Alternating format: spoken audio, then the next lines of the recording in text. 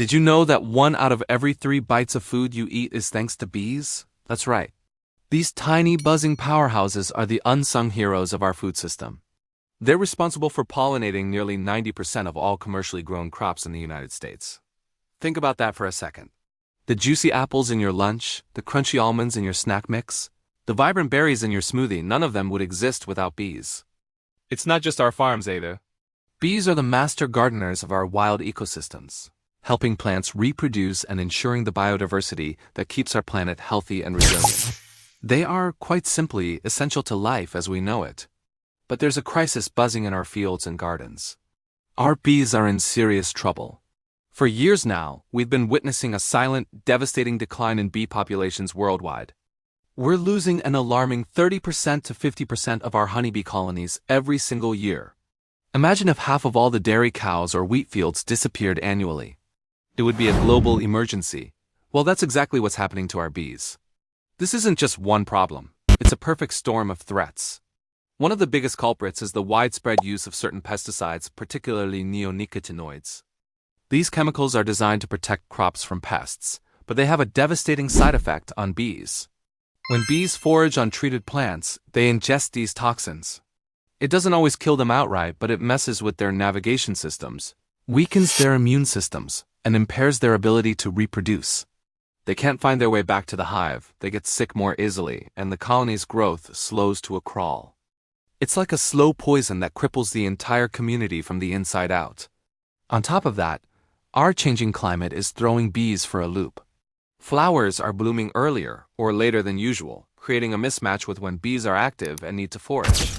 Extreme weather events like droughts and floods can wipe out the very plants they depend on for food. Imagine waking up one day to find all the grocery stores in your city are empty. That's the reality bees are facing. The changing temperatures also create more favorable conditions for parasites and diseases to thrive, adding another layer of stress to already weakened colonies. Speaking of parasites, there's a rogues gallery of villains preying on our bees. The varroa mite is probably the most infamous. This tiny parasite latches onto bees and feeds on their vital fluids like a tiny vampire. It weakens the bee and, more dangerously, transmits a host of deadly viruses. It's been a primary driver of colony collapse for decades. But now, scientists are sounding the alarm about a new, even more terrifying threat looming on the horizon. Enter the Tropicalaps mite, or tropy mite for short. According to experts like Dr. Sammy Ramsey from the USDA, this could be the next great pandemic for honeybees. Dr. Ramsey, who is on the front lines of bee research, describes the tropy mite as a vampire that is always hungry and has 8 legs. Unlike the varroa mite, which primarily feeds on adult bees, the tropy mite attacks the most vulnerable members of the colony, the baby bees or brood. This is what makes the tropy mite so terrifyingly efficient. It burrows into the sealed cells where young bees are developing.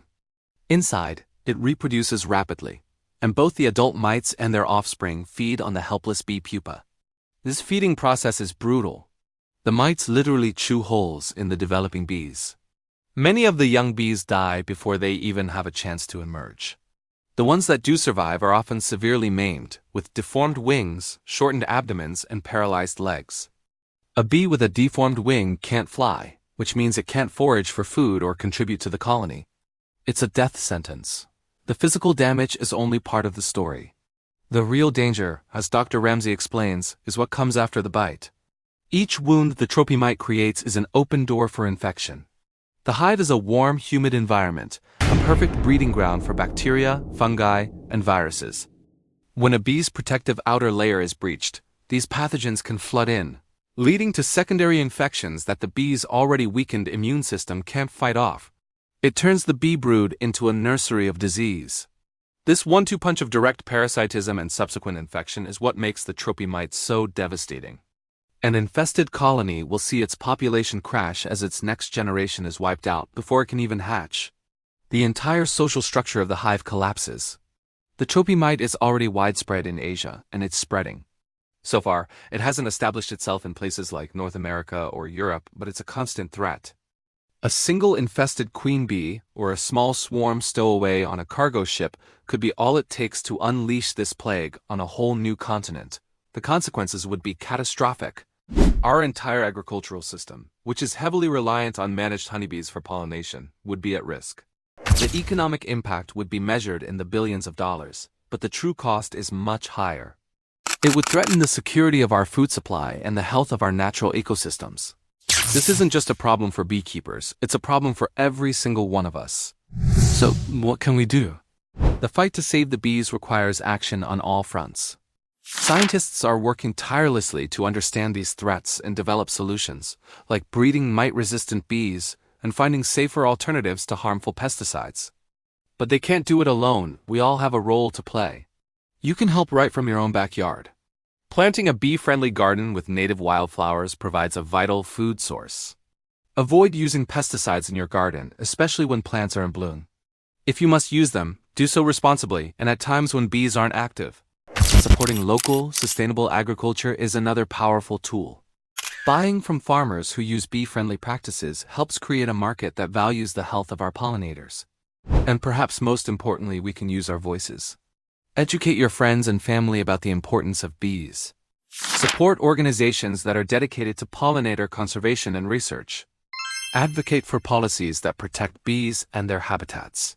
The future of our food, our flowers, and our planet is interconnected with the fate of these tiny creatures. We need to act now, before the buzz fades to silence. Thank you so much for watching and for caring about this crucial issue. If you found this video informative, please give it a thumbs up and share it with others.